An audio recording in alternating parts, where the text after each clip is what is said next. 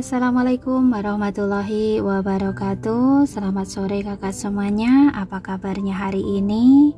Semoga kita semua dalam keadaan sehat selalu, bahagia selalu, panjang umur dan sukses selalu. Amin ya robbal alamin. Maaf ya, beberapa hari ceritanya jeda lagi karena ada masalah ya dengan tenggorokan saya. Dan hari ini saya akan lanjutkan lagi ceritanya. Selamat mendengarkan. Ibu dari anak-anakku sekarang lebih sibuk dariku, Suara Frank terdengar serak. Kara tersenyum simpul. Aku harus membuat diriku layak untuk bersanding denganmu. Sambil mengusap pundak Kara, Frank mendaratkan kecupan di pelipisnya. Kamu sudah bekerja keras, Kara. Peluncuran aplikasimu pasti akan berlangsung lancar. Amin. Terima kasih, Frank. Aku beruntung sekali memiliki kekasih yang tidak pernah lelah mendukungku. Frank mengerutkan bibir dan mengangkat alis.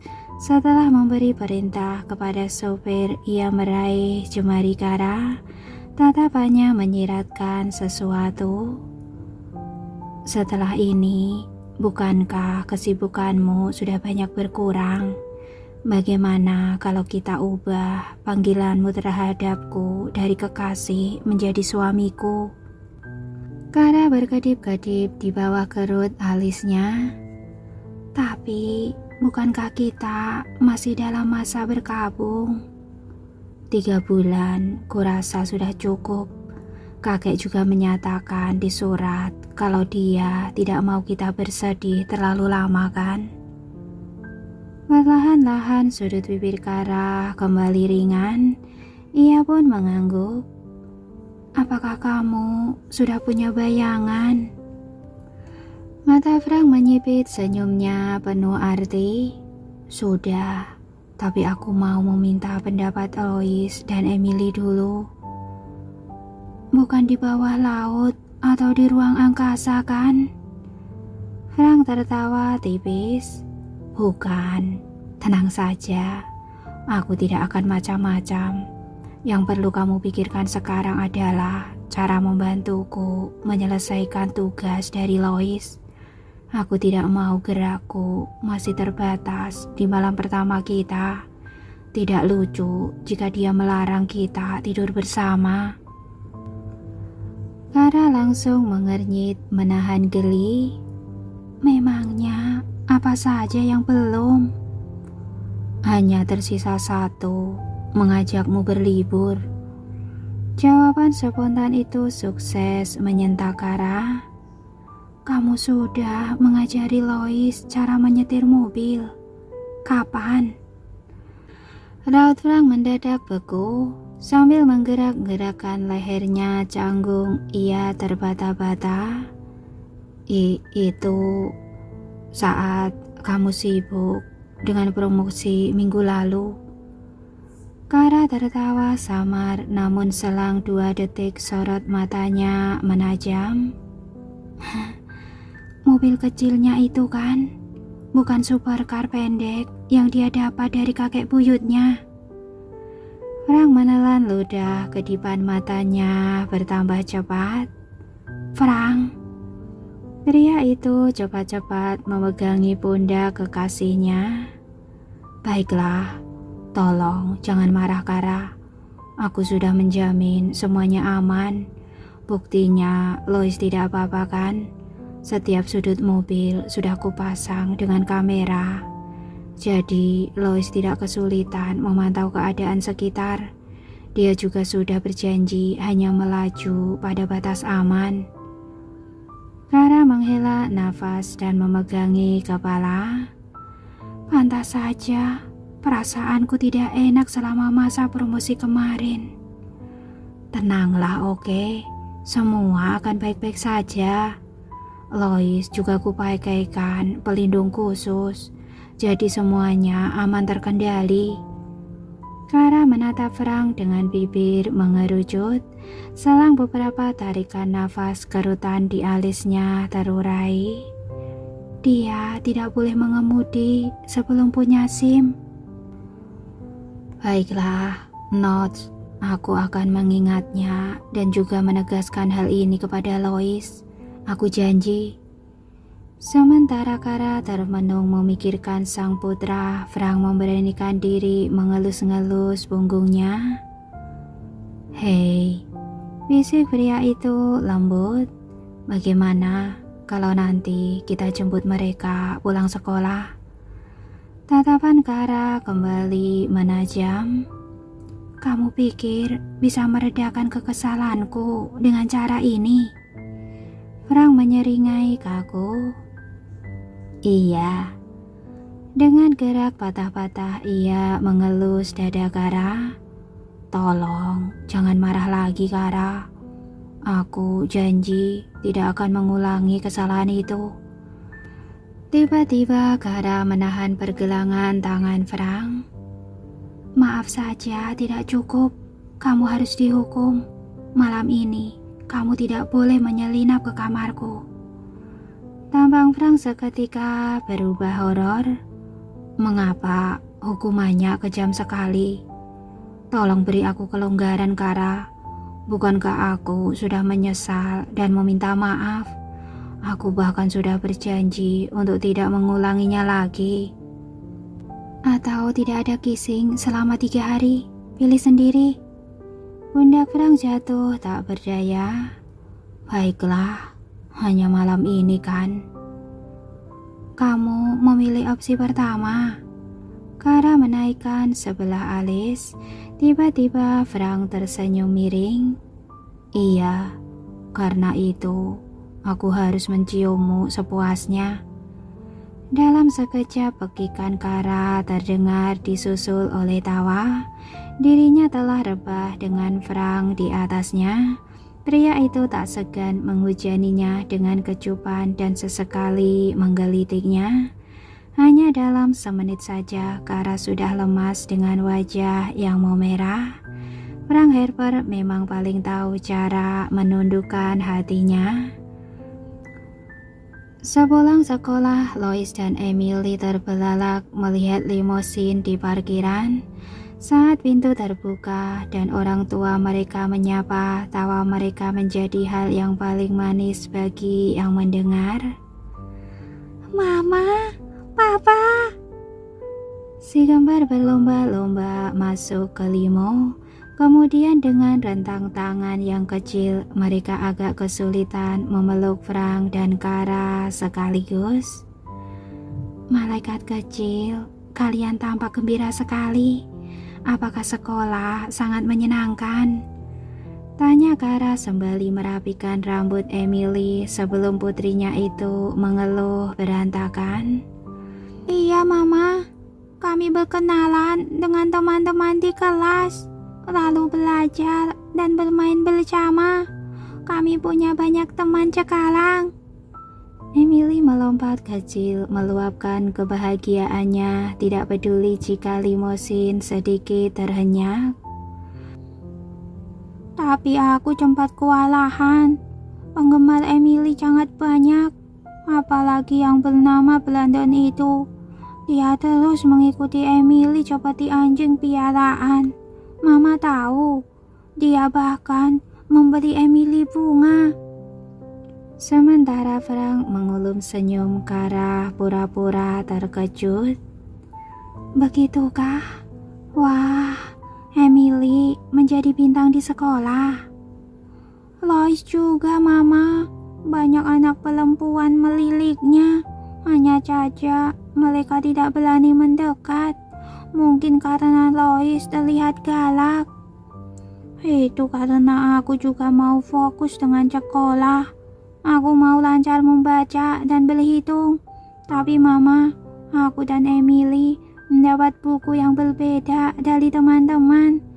Awalnya memang sama, tapi kemudian Miss Elena bilang itu terlalu mudah bagi kami. Frank mengusap kepala Lois dengan tatapan teduh. Itu karena kalian anak-anak cerdas. Materi pembelajaran harus disesuaikan. Si kembar menggigit bibir menahan tawa, dada mereka tergelitik oleh rasa bangga. Sekarang, apakah kita langsung ke kantor? Aku dan Emily sudah tidak sabar ingin melanjutkan proyek kami.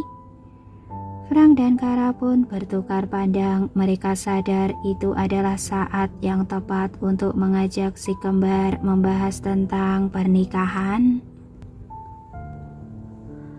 Apakah kalian tidak lelah? Kara melucuti rangsel dari punggung sang putra. Emily pun menghadapkan punggung kepada Frank agar sang ayah melakukan hal yang sama. Tidak, Mama. Belajar di sekolah itu menyenangkan. Sama sekali tidak melelahkan. Tuturnya manis. Iya, itu celu. Kara lanjut melontarkan pujian. Sementara itu, Frank hanya mengangguk-angguk. Benaknya telah terpaku pada hal lain. Beberapa saat kemudian, pria itu menarik si kembar ke atas pangkuannya.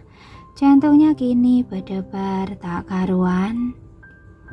Anak-anak, bisa Papa minta perhatian kalian sebentar. Ada yang harus kita bicarakan. Si kembar kompak mengalihkan pandangan dari Kara. Apa, Papa? Papa dan Mama sudah sepakat untuk tidak menunda pernikahan lagi. Namun bukannya senang, alis si kembar malah berkerut. Tapi Papa, gaun pengantin Mama masih dalam proses. Emily tampak khawatir. Dan Papa belum menyelesaikan hukuman. Masih ada 1 poin dalam buku daftar keinginan yang belum Papa tepati. Sambung Lois dengan bibir mengerucut. Kara tersenyum simpul. Ia penasaran dengan cara Frank menghadapi si kembar. Justru itu, Papa mau mendiskusikannya dengan kalian dulu. Pertama, soal mengajak Mama liburan. Bolehkah Papa menggeser waktunya menjadi setelah pernikahan? Frank menatap Lois dengan penuh harap. Itu namanya bulan madu, Papa, bukan liburan. Celetuk Lois, harapan Frank menipis. Tapi kalau Papa mau begitu juga tidak apa-apa. Aku jadi tidak perlu mengawasi apakah Papa melanggar aturan atau tidak. Mari kita anggap Papa sudah menyelesaikan semua tahapan. Mata Frank membulat, bibirnya meloloskan desah tawa. Haha, kamu serius? Lois mengangguk. Iya. Diselingi tawa, Frank mengecup pipi gembul putranya berulang kali. Terima kasih jagoan, kamu sangat pengertian. Kemudian dengan semangat yang membara, ia beralih ke Emily. Tuan Putri, kapan gaun pengantin Mama selesai kamu buat? Balita itu menautkan alis. Mungkin dalam 2 minggu, paling lambat 3 minggu. Pakaian untuk Papa bisa lebih cepat dari itu. Frank lagi-lagi menghela nafas lega. Kalau begitu, apakah kalian setuju jika Papa dan Mama menikah bulan depan? Lois dan Emily mengangguk. Apakah Papa sudah punya konsepnya? Di mana Papa dan Mama akan menikah? Frank menarik si kembar untuk mendekat ke telinganya. Selama ia berbisik, kedua balita itu terkikik menahan geli. Oke, aku setuju. Tutur Lois seraya menggaruk-garuk kuping. Iya, aku juga. Mama pasti juga. Itu ide yang brilian. Angguk Emily dengan mata berbinar. Menyaksikan antusiasme si kembar Kara menyipitkan mata. Memang bagaimana rencananya? Tanpa terduga, Lois menunjukkan telapak tangannya. Maaf Mama, Papa meminta kami merahasiakannya, biar nanti menjadi kejutan saat Mama foto pre-wedding di sana. Iya, Mama lebih baik fokus saja dengan proyek Mama. Acara pernikahan biar kami yang urus. Kara mendesah tak percaya, namun ia belum mau menyerah. Apakah acaranya di pantai, taman bunga, hutan? Ia terus mencari jawaban yang memungkinkan. Lois dan Emily kembali tertawa. Sudahlah Mama, percuma Mama menebak. Mama baru akan menemukan jawabannya Sabtu depan. Iya, saat kita kembali bercenang-cenang. Kara mengerucutkan bibir berpura-pura mengambek. Ia menduga ketiga orang itu tidak akan tega membiarkannya penasaran. Namun ternyata ia salah besar. Bahkan hingga hari Sabtu ia masih harus menerka. Frank, anak-anak, kita akan kemana? Pulau pribadi. Mama dan Papa tidak mungkin menikah di sini kan? Desa Kara saat mereka tiba di pangkalan helikopter. Si kembar tertawa. Lihat saja nanti Mama. Beberapa menit kemudian, bukan hanya Kara yang tercengang, tetapi Lois dan Emily juga. Di hadapan mereka terbentang pegunungan indah. Pada salah satu puncaknya terdapat sebuah bangunan berdinding batu yang amat megah. Itukah mansion yang kita tuju? Lois meninggikan leher, matanya berbinar dan jempolnya teracung tinggi di udara. Itu sangat keren. Iya, sangat keren dan juga cantik. Mansionnya itu seperti kastil seorang putri. 3 minggu lagi, Mama akan menjadi putrinya. Emily merapatkan kedua tangannya ke pipi. Iya, itu memang sangat indah. Desah Kara sembari menggeleng tak percaya. Tiba-tiba Lois memicingkan mata. Apakah di bawahnya itu kebun anggur? Ia mengamati lereng yang dipenuhi barisan tanaman hijau. Frank tersenyum simpul. Iya, itulah tempat Papa dan Mama menikah nanti. Kalian suka? Suka. Bahkan Kara ikut menjawab. Setelah Frank memarkirkan helikopter, mereka turun dengan penuh semangat. Seorang pria berkemeja santai menyambut mereka. Frank Harper dan keluarga kecilnya. Si kembar kompak melengkungkan bibir. Halo, Paman Rocky. Halo, tamu spesialku. Sambil bersangga pada kedua lutut, pria itu menatap si kembar hangat. Biar ku tebak, ini Lois. Dan ini pasti Emily. Ia mencolek hidung balita itu satu persatu. Lois dan Emily terkekeh. Mereka suka teman baru mereka itu. Ketika Rocky kembali tegak, Kara cepat-cepat menyodorkan salam. Hai, Kara Martin. Sang pria menyambutnya. Panggil Rocky saja. Selang seulas senyuman, ia merentangkan sebelah tangan. Selamat datang di mansion sederhanaku Harper. Suatu kehormatan kalian memilih tempat kecil ini menjadi venue pernikahan kalian. Frank tertawa samar. Kau tidak cocok merendah, Rocky. Sambil bersalaman dengan cara laki-laki, Rocky meledek. Setidaknya aku berusaha untuk mengimbangi versi baru dirimu. Sementara Frank mendengus ringan, Rocky mundur dan merentangkan tangan seolah mempersembahkan alam. Jadi, inilah yang akan menjadi latar pernikahan kalian nanti. Kau dan kekasihmu akan mengucap sumpah di helipad itu. Kara dan si kembar menoleh ke belakang. Meski helikopter menghalangi setengah pemandangan, mereka tetap berdecak kagum.